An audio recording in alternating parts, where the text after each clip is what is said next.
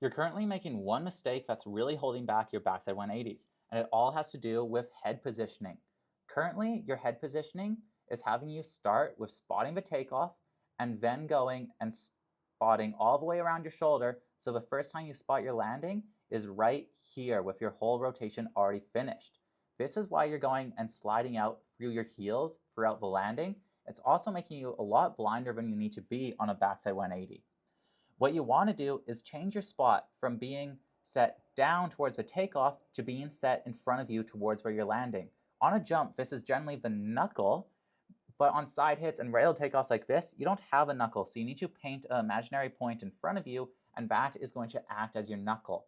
And then the goal is to have your eyes set forward towards that point, and then let yourself rotate around it while keeping your eyes locked on it. This will go and let you gauge where you are in the air and control your rotation, and it's going to keep your body more aligned over your board.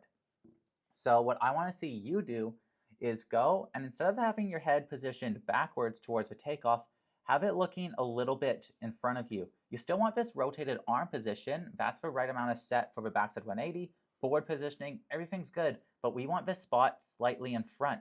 So as you go and traverse through the takeoff, when you're in this position, your eyes are locked here. And then as you go and ride past it, you keep your eyes on that point. So at this point, your eyes are here. And then at the point of impact, your eyes are all the way back at it still. And that's going to keep your body wound up. It's going to let you go and dig in your toes while keeping your weight more set over it. And that's going to make it easier to go and absorb this impact, making it so you don't go and start breaking at the waist here, what's going to be hard in the back.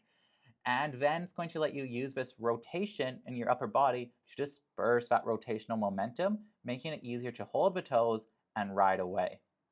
Because once you start moving on to jumps and bigger features, you really need that air awareness in the jump so you know when the landing is going to hit you.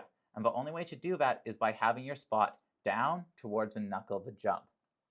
A good way to train this is just on slope. Pick a spot right in front of you and practice rotating your backside 180, going around it, trying to finish looking back up at it. Once you can do that consistently and get used to that motion, combine that with this takeoff, your snap, everything else is really money. So as soon as you go and get that head motion locked in, it's going to make this trick so much easier and so much more fun and controllable. So give these tips a go and let me know if you need any more assistance.